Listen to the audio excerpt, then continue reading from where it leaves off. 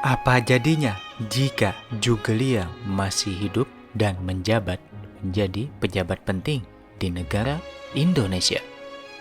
Apakah Zhuge Liang bisa memberikan dampak yang signifikan untuk kemajuan negara kita?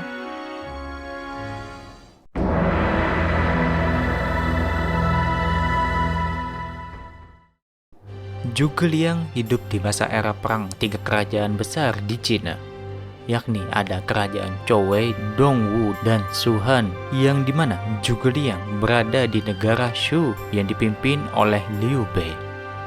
Singkat cerita, setelah ketiga negara ini menyatukan daerah kerajaan kecil di sekitarnya, tiga negara ini menjadi semakin besar dengan kekuatannya masing-masing. Yang dimana negara Wei yang dipimpin oleh Cao Cao menjadi negara besar dan ekonomi militer yang sangat kuat. Negara Wu yang dipimpin oleh Sun Quan menjadi negara maritim yang kuat dengan lahan yang subur. Namun, berbeda dengan Shu yang wilayahnya dominan pegunungan, ekonomi yang biasa saja dan tidak memiliki prajurit sebesar Wu dan Wei. Namun, negara Shu memiliki sosok Zhuge Liang yang berperan sebagai ahli strategi perang dan pengelola ekonomi politik yang hebat. Di bawah kepemimpinan Zhuge Liang dan Liu Bei, negara Shu relatif aman dan tenang karena ekonomi politik yang lebih mengorientasikan kepada rakyat, yang membuat loyalitas menjadi tinggi dan ketentraman pun didapat. Setelah kematian Liu Bei pada 10 Juni di tahun 223, secara tidak langsung Zhuge Liang menghandle semua pekerjaan yang semula urusan diplomatik dipegang oleh Liu Bei, sekarang dipegang oleh Zhuge Liang juga. Karena anak keturunannya, yakni si Liu Shan, tidak berkompeten menjadi raja sekuat dan sehebat ayahnya dulu. Liu Shan hanya menjadi raja, tak lebih dari simbolis semata. Jadi, sekarang Zhuge Liang yang mengatur dari segi ekonomi, taktik militer, dan juga diplomasi. Dan hebatnya, negara Shu masih relatif stabil, walaupun sering digempur oleh dua negara tetangga dan kehilangan beberapa jenderal utamanya. Zhuge Liang bisa menutup kekurangan itu dengan meningkatkan teknologi di bidang militernya.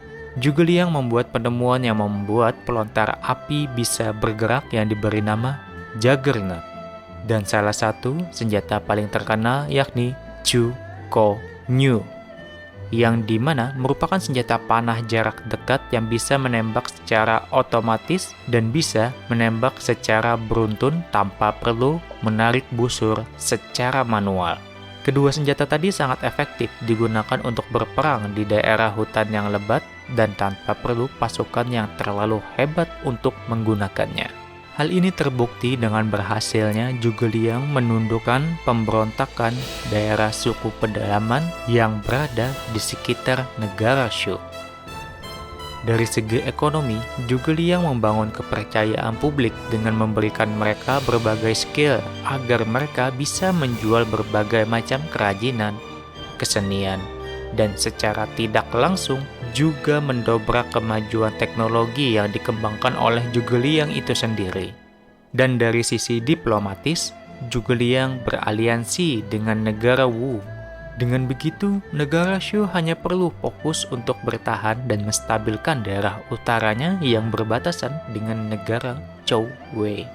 Dan benar saja, dengan meningkatkan pendidikan, membuat para penduduk mempunyai skill, meningkatkan teknologi, membuat pasukan Zhuge Liang menjadi lebih kuat, beraliansi dengan negara yang tepat, membuat stabilitas negeri terjamin, serta yang terpenting, kebijakan ekonomi dan politik lebih berpihak kepada rakyat, membuat loyalitas menjadi tinggi.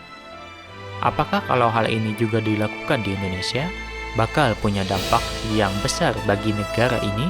Kalau kalian suka dengan video ini, kalian bisa tonton video yang ini.